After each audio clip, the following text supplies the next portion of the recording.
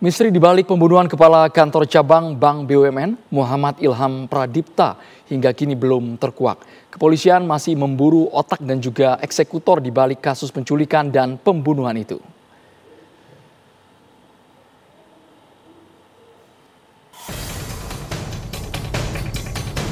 Kepala Kantor Cabang Bank BUMN Muhammad Ilham Pradipta diculik di parkiran sebuah pusat perbelanjaan di Jalan TB Simatupang, Pasar Rebo, Jakarta Timur pada Rabu 20 Agustus 2025 sore. Dalam rekaman CCTV, korban dihampiri 3 orang pria tak dikenal saat hendak masuk ke mobilnya.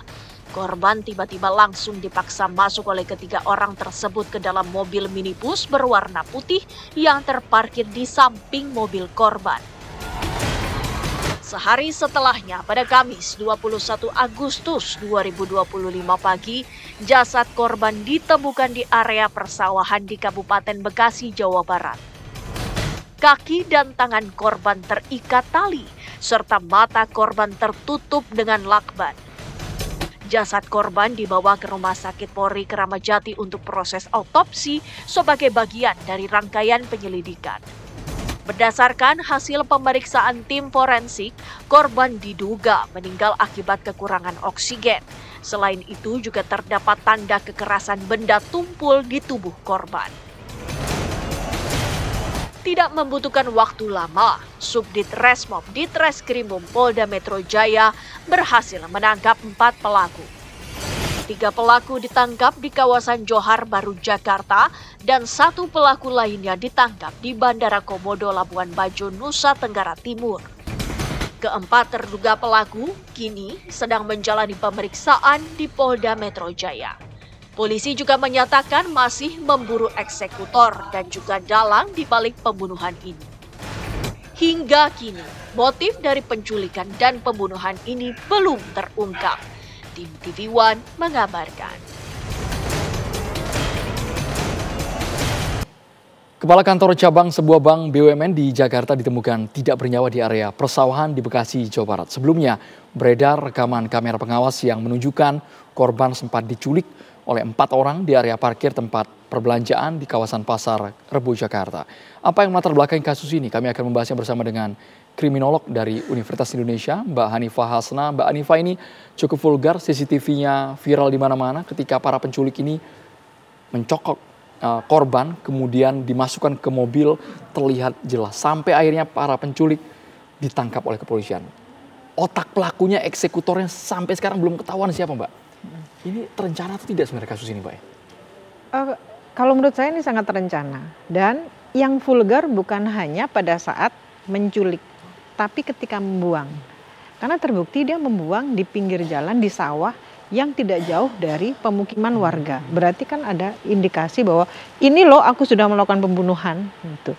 Silahkan dicari dan silahkan cari kami. Maksudnya ingin pamer aksi pembunuhan? Pamer aksi pembunuhan itu. Karena kalau dia merencanakan, ini kan semuanya direncanakan. Tetapi mereka ada pilihan lain, banyak pilihan untuk membuang mayat itu sehingga proses penangkapannya menjadi lebih lama. Tetapi ini kan dibuang di tempat yang di daerah di mana banyak orang berseliweran di situ. Karena maksudnya apa, Mbak? Pesan ini, Mbak? Berarti ada pesan tertentu gitu.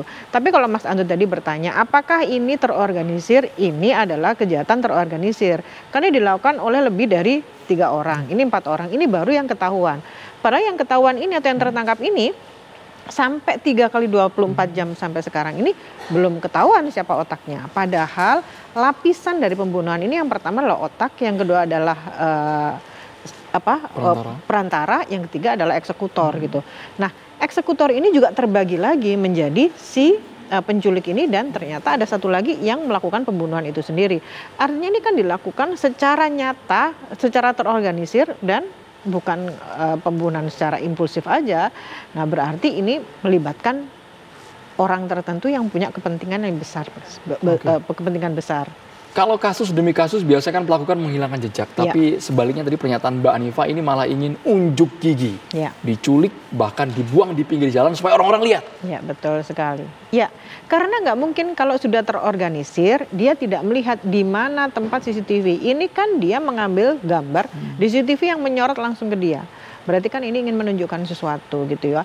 Walaupun Ada kemungkinan mereka nggak tahu, tapi pastinya sudah melakukan pengamatan terhadap itu. Tapi kalau polisi sampai sekarang tidak mengetahui siapa otaknya, karena biasanya si eksekutor ini tidak berhubungan langsung dengan otaknya. Karena biasanya yang berhubungan ini adalah kamu mendapatkan job untuk memusnahkan orang ini, sebabnya mereka juga nggak tahu gitu. Jadi kalau ditanya seperti apapun dia nggak akan tahu. Kan sekarang memberikan perintah itu bisa menggunakan handphone, bisa menggunakan message. Tapi kartu sekali buang kan bisa aja mereka dapatkan gitu. Tanpa Sehingga tatap muka, iya, transfer betul. uang. Transfer uang. Nah, yang dicari polisi adalah mereka mendapatkan transfer uang dari siapa. Tapi walaupun demikian, penjahat sekarang kan tidak mentransfer uang, mereka memberikan uang dalam bentuk cash. Nah, ini yang menjadi sulit gitu. Nah, kesulitan polisi selain itu bisa jadi karena mereka tidak mengetahui atau tidak bisa memberikan informasi tentang data yang resmi, sehingga kesulitan mencari siapa yang mengirimkan uang tersebut gitu. Dari bentuk kejahatan seperti ini, tipikalnya ini bentuk kejahatan apa ini dari kacamata Mbak Hanifa? Kalau yang pertama kejahatan terorganisir, cuman kalau kita melihat ya motifnya apa gitu ya. Kalau kita lihat yang pertama motifnya motif finansial. Ini kemungkinan ya. Motif finansial itu berarti ada seseorang yang mempunyai kaitan dengan keuangan di bank tersebut yang mengalami kesulitan atau entahlah tidak di-approve atau apa gitu ya. Berarti kalau kondisi seperti ini berarti ini adalah orang eksternal dari bank tersebut.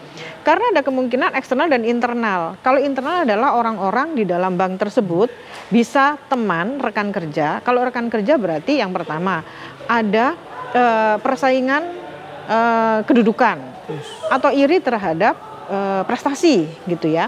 Sehingga dia berusaha menghilangkan orang itu, atau rekan kerja ini punya indikasi tertentu terhadap aktivitas bank yang ilegal. Sementara korban adalah orang yang sangat paham dengan data-data yang di situ. Kita disclaimer, ini semua masih spekulasi, masih dugaan, meskipun spekulasi. Yang menguat di bagian mana kalau versi Mbak Hanifa? Ya, nanti saya sebutkan lagi. Ini kan skenario 1. Nah, skenario 2, kemungkinan kedua, itu tadi ada dari rekan, tapi ada kemungkinan dari atasan misalnya ya, karena ada skandal-skandal tertentu. Nah, itu bisa dilakukan secara langsung dari rekan, dari internal. Nah, ada lagi dari internal tapi hanya sebagai perantara.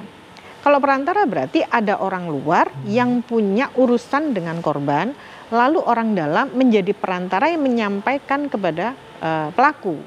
Jadi yang mencari eksekutor juga otak dari pembunuhan ini, tapi orang dalam itu hanya sebagai perantara.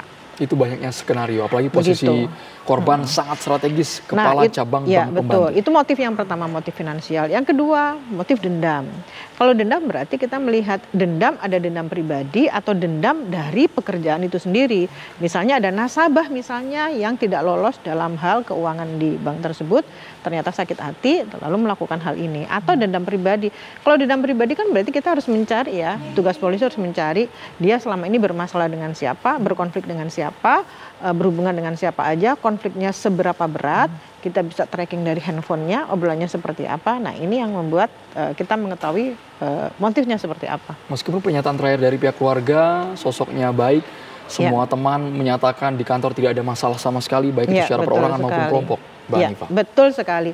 Jadi tetap harus kita ketahui, karena bagaimanapun juga psikososial tetap harus kita libatkan. Kita melibatkan orang-orang di sekitarnya, ada masalah apa di antara korban ini dengan pihak-pihak lain secara emosional gitu.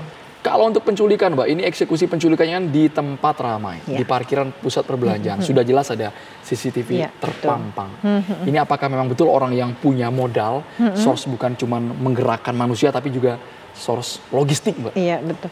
Jadi begini, kalau ini sudah masuk ke ranah organized crime, berarti pelakunya adalah orang di level yang lebih tinggi. Baik masalah keuangan, kedudukan, dan lain-lain gitu ya.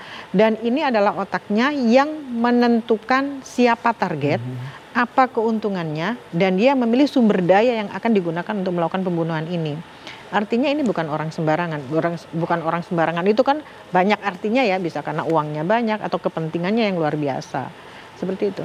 Berarti ada indikasi dendam karena merasa dirugikan oleh korban, kita tidak tahu sama sekali. Iya, jadi ada kemungkinannya banyak sekali yang tadi finansial, ada dendam, ada simbol-simbol tertentu mungkin. Karena begini, dari dia diambil di parkiran, terus ada luka-luka dari benda tumpul, luka-luka dari benda tumpul itu kan menunjukkan kekerasan emosional. Kekerasan emosional itu arahnya adalah ada kondisi-kondisi emosional di antara pelaku dengan korban gitu. Ada dendam apa ini? Apakah sebetulnya tidak ada dendam dengan pelaku, tetapi ini hanya simbol terhadap orang lain bahwa ini loh kalau kami bisa melakukan kekerasan terhadap seseorang ini gitu. Mbak Hanifa, sekarang muncul beragam spekulasi. Yang pertama mungkin ada imbalan diberikan kepada penculik dan juga eksekutor. Tapi yang kedua, diberikan kepada penculik tidak ada maksud membunuh tapi berakibat fatal sampai akhirnya berujung kematian terhadap korban. Karena kalau dilihat seperti ini, Mas Andrew ya, ini kan korbannya 1, pelakunya 4. Entahlah apa pelaku ini yang tertangkap ini ikut mengeksekusi atau tidak. Tapi kenapa untuk melumpuhkan 1 orang aja membutuhkan 4 orang gitu? Apakah 4 orang ini kesemuanya itu dilibatkan untuk melakukan pembunuhan? Ya, mata dilakban. Nah, kenapa seperti itu gitu? Seberapa marah si pelaku atau otak utama ini? Nah, yang sampai saat ini saya memahami bahwa otak utamanya tidak terjun langsung ke TKP gitu. Jadi ada indikasi-indikasi ini adalah kemarahan yang sangat-sangat besar terkait dengan kepentingan-kepentingan yang tidak terpenuhi. Kalau lihat pada proses penculikan, sekali lagi kami juga berusaha untuk meraba ya Mbak, karena CCTV-nya cukup jauh, tapi jelas. Apakah ketika bertemu di mobil tersebut, pelaku dan korban ini sama-sama kenal, atau kaget karena orang asing tiba-tiba dengan tubuh yang besar menggeret korban ke dalam mobil? Kalau saya lihat sepertinya sudah ada rutin activity-nya sudah dipahami sebelumnya. Artinya ada orang-orang yang sudah mengamati jauh-jauh hari rutinitas korban seperti apa. Parkirnya di mana, terus pelaku parkir di sampingnya untuk memudahkan dia mengambil dari pintu satu ke pintu yang lain. Berarti ini kan sudah jelas-jelas ini bukan pembunuhan yang tidak terencana, tapi ini sudah diincar. Jadi otak tadi sudah menentukan siapa incarannya, siapa targetnya, apa keuntungannya, dan bagaimana sumber daya yang harus disiapkan untuk melumpuhkan orang itu. Tapi yang menarik pernyataan Mbak Hanifa, kemungkinan besar otaknya ini adalah orang yang secara level, baik itu status sosial, logistik lebih tinggi daripada korban. Iya, benar sekali. Karena bagaimana mereka mau membayar orang segini banyak begitu ya? Karena ini kan organisasi, organized crime-nya itu kan melibatkan banyak orang. Ini baru 4 yang tertangkap. Tapi kita tidak tahu apakah ada di balik itu. Karena dari pernyataan ternyata dari 4 orang ini tidak melakukan pembunuhan langsung. Berarti bisa jadi 5, bisa jadi 6 gitu. Berarti untuk membayar orang ini kan banyak sekali. Yang perlu diketahui polisi adalah apakah ada aliran dana dari bank tersebut atau dari kepada orang-orang ini dari siapa gitu. Kita masih tunggu sebenarnya penyelidikan pihak kepolisian, tapi dugaan Mbak Hanifa, mastermind-nya ini berarti kenal dengan korban. Kenal atau tidak, pasti ada hubungan gitu. Kalau kenal itu kan kenal muka gitu ya. Tapi niat banget kok sampai ditungguin berhari-hari, dicek rutinitasnya, kemudian. Maksudnya gini, dia mungkin tidak kenal secara dekat, tetapi dia ada urusan gitu. Ya kan? Kalau urusan secara finansial tadi itu urusan perbankan, berarti kan ada urusan perbankan, atau memang ini sebetulnya ini macam-macam lah ya. Mungkin ada nasabah yang menitipkan uang di situ terus ada kesulitan kredit atau yang lain-lain, atau pada saat ada penagihan. Ini kan banyak banget ya asumsi gitu ya. Tapi setidaknya dia ada urusan dengan korban. Karena kalau tidak ada urusan, kenapa harus melakukan hal ini? Tapi kalau kita bergeser pada bahwa ini adalah kekerasan simbolik, sebetulnya korban ini tidak ada urusan dengan otak dari kejahatan ini, tapi hanya simbol-simbol yang akan disampaikan kepada perusahaan-perusahaan besar, berarti ini tidak mengenal. Kalau dari banyak motif tindak pidana Mbak, ini pertanyaan terakhir, asmara, ekonomi, kemudian merasa dirugikan secara finansial, yang paling mendekati sejauh ini yang mana Mbak Hanifa? Kalau kita lihat dari profesinya sepertinya karena ada finansial. Finansial itu artinya mungkin ada orang dekat atau bukan finansial itu bukan kita butuh uang untuk menyelesaikan sesuatu ya, tapi ada urusan dalam pekerjaan itu, pekerjaan si korban ini terkait dengan pelaku. Bisa jadi nasabah, bisa jadi internal, bisa jadi eksternal.